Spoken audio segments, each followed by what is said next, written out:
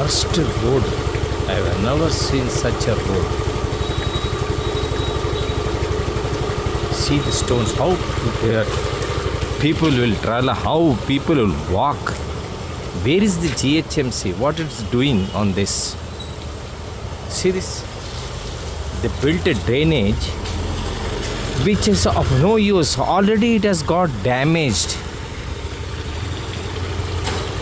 Why there is no emergency service operated on this line?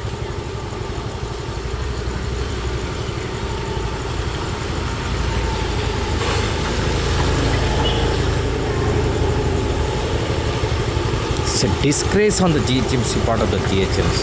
I really say it's a disgrace.